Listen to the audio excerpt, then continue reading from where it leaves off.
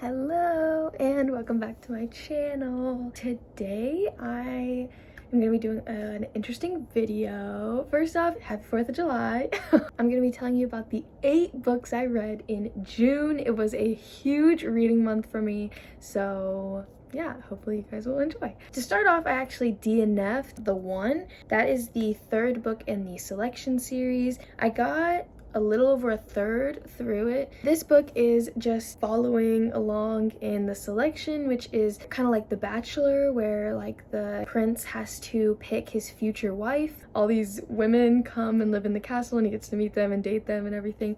And by book 3, I was just kind of over the concept. Like, I thought that he would have picked the girl by then, and the political situation was not very intriguing or developed. By book 3, I feel like you should be getting into the meat of things, but that was not the case. So I decided to DNF it, and I gave that one 2 stars. Then I read Vicious. Vicious was really good. I'm absolutely obsessed with VE Schwab, who is the author of this book. She also did Darker Shades of Magic series, which I'm obsessed with. I enjoyed it. I gave it a 4.75 stars, which is kind of oddly weird and specific, but I just felt like it wasn't necessarily a 5-star book, but it was still really good.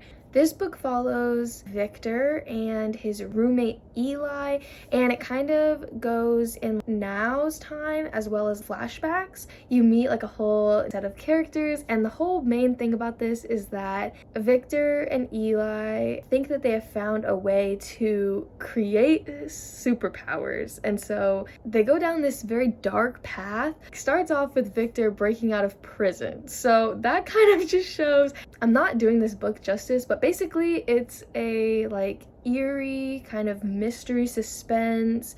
It deals with superheroes and like superpowers, and it's kind of like a superhero book written from the villain's perspective. So if that is intriguing to you, definitely pick up Vicious. Then I read Once Upon a Broken Heart by Stephanie Garber. This book, y'all, so good. It's whimsical and very fairy tale. Literally, I don't know how to describe it, but basically you follow the main girl, Evangeline, and at the very beginning of the book, she makes a deal with Jax, the Prince of Hearts, to try and get back the love of her life because he is going to marry the wrong girl. Everything does not turn out how she expects, and then you get like whisked away into this new world and adventure, and it's so good. It's endearing and it's magical and it's enemies to lovers. Heck yes. Just everything about it is so good. It's just like so different than a lot of the other books that I've read. Like, I don't know, just really enjoyed it. So I gave this one 4.5 stars. The only reason I didn't give it 5 stars was because it is a little bit silly at times. Like, there's a lot of things that happen that I'm like, is that believable? But if you want a good time, definitely read this book. And that brings me to the next book I read, which was the 2nd book in the series, The Ballad of Never After. How do I describe this book? Basically, it kind of picks right up off of where the 1st book ended. You get a lot more of the characters, and the tension in this book is literally insane. So good. I give this one 5 stars. I absolutely loved this book. So good. Like, the whole time you're just so obsessed. You're like fangirling. I cannot recommend this book series enough. Like, if you're just looking for a good little fantasy, enemies to lovers, romance, but also whimsy and fairy tale, and like the belief that like you will find your true love because it's out there, please read this. It ended on the biggest cliffhanger. The ending, what the hell? But the new book comes out in October. The release date got pushed back from September. Please, ma'am. I cannot wait, but I'm so excited for that book. So I will be reading that one as soon as it comes out, and you will see that in my end of the year recap. The next book I read was Ugly Love by Colleen Hoover, and this was my first Colleen Hoover book. I had a lot of thoughts about it. So first off, I listened to it on audiobook, and I was like at work when I was listening to it. And if you know nothing about the story, it is a romance. It's very spicy. It's like enemies to lovers.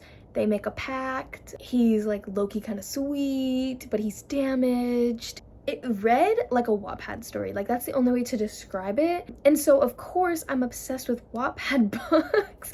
So I loved it, but at the same time it was like ridiculous, and listening to it as an audiobook was so strange. I don't know if anybody else, I mean, I'm sure other people have had this experience, but like listening to spicy scenes read by somebody else, that's like a whole nother level. I don't know. Something about it is a little bit uncomfortable.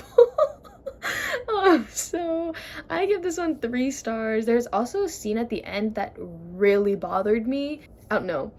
It was kind of non-consensual. I don't know, some things happened and it really made me uncomfortable. So for that reason, I didn't necessarily like this book that much, but it was like a very quick read. I wanted to know what happened, and if you're looking for like a fast-paced romance book, enemies to lovers, here you go.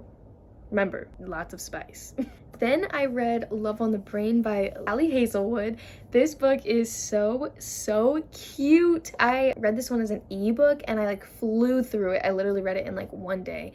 It's also enemies to lovers. Sorry, seeing a trend for my June. It's enemies to lovers. It's a romance. There's a little bit of spice in it, and it's about 2 scientists who have to work together on a project, and you know, they hate each other, and so it just makes it unbearable, but also at the same time they have to do this project because it's like career changing. It was just so gosh dang cute. If you liked He Falls First, science, like there was a lot of just being a scientist, which is really cool because that's like what I wanted to do for a long time. Highly recommend if you are looking for something like that. Then I read The Bodyguard. I also listened to this one on audiobook, and let me tell you, I had high hopes for this book, okay? Because the premise is so good, okay? So this badass woman who's a bodyguard, and she has to protect this celebrity, right? This movie star who's like super handsome and like amazing. Well, oh my gosh, she needs to pretend to be his girlfriend and, you know, meet his whole family. And so the premise, it's there. It's everything that I love, like pretending to be dating a baddie girl. They fall slowly, you know, but they say they're not gonna, you know what I mean, the tension, right? But I feel like this book just didn't do it well, and it was so disappointing to me. I almost DNF'd it halfway through. I finished it, and the second half was better than the first half, but I just felt like the main character was so unbearably unrelatable and unlikable. It was ridiculous. For an example, she like has to bodyguard this celebrity, right? And she's so against it. She goes on for probably 20 to 30 minutes about how much she does not want to do this job, and everybody else is like, I'll do it. Like, he's hot, you're getting paid to like hang out with him and his family, like why wouldn't you do this? And she's like, I don't know, I can't do it. And I was like, that's, I don't know, just unrelatable. Because I think anybody else would be really excited to do that. Like, Tom Holland needs a bodyguard and you're standing there and you're gonna get paid to do it? Hell yeah, sign me up. Sign me up. Anyways, also, she was like wearing like a granny nightgown to bed when they had to like share a room. Why, girl? I don't know.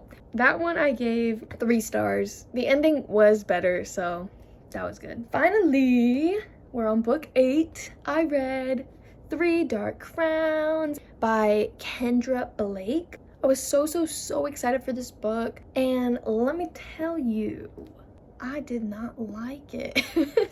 So the premise of the story is that there's 3 sisters, they're triplets, and they have to fight to the death, and whoever wins becomes the queen, right? Cool premise, that's crazy. It's fantasy, and it's written from like all 3 of their like point of views. Like each chapter is a different sister, which is really cool. They have powers, so one sister can control like the elements, one sister can control like animals, and one sister is immune to poison. But it's so slow. So you get probably this far into the book. Oh yeah, look, oh my gosh, I literally opened it up. So you get this far into the book before they meet each other. What? That's a lot of book where they're just like talking. Also, the #1 reason why I did not like this book was because it's written in 3rd person present tense, which is really strange. I couldn't like get into the book because I just couldn't get over the tense. I don't know why it was so horrible. Like, let me read something to give you an understanding. Seated before her dressing mirror, Queen Katherine studies her reflection as Giselle brushes out her black hair in long, even strokes. Katherine is still in her robe and underclothes and is still cold. Greavesdrake is a drafty place that clings to its shadows. Sometimes it seems that she has spent most of her life in the dark and chilled to the bone. On the right side of her table, whatever, is a glass-sided cage. In it, her coral snake rests, fat with crickets. Katherine has had her since she was a hatchling, and she's the only venomed creature Katherine does not fear. That's weird. That was like Katherine's point of view right there. That was her chapter. Just strange. I don't know. And then the last reason why I just did not like this book, I ended up giving it 2 stars, was because I like went into it knowing that it was gonna be like graphic, you know, people were gonna die, and like that's just kind of how it is. Fantasy novels, you just know that that stuff is gonna happen. Like people go into war, it's all like swords and stuff, so you know, you're getting stabbed and bleeding and stuff. But the way that the gore is described in this book is like insane. It's like describing the like insides coming out and like all this stuff, and I was so uncomfortable. Like I literally couldn't sleep after reading this book because I just like had graphic like images in my head. I don't know, I'm not that into gore and blood and guts, and so that was kind of like not it for me. But I had such high hopes for this book. I also read a bunch of reviews and they said the second book is like so much better. It's like the end bit, but just like all in the second book, and so it makes me want to potentially read it. But like given that the gore was just so graphic in this book, I just don't know if I could do it. That is my 8 books that I read in June. I hope that you enjoyed this video. Let me know in the description if you've read any of these books and liked them or disliked them or agreed or disagreed with my reviews, and I will see you in the next video. I have so many exciting videos planned. Yeah, let me know some suggestions for books. I need them. See ya. Happy 4th.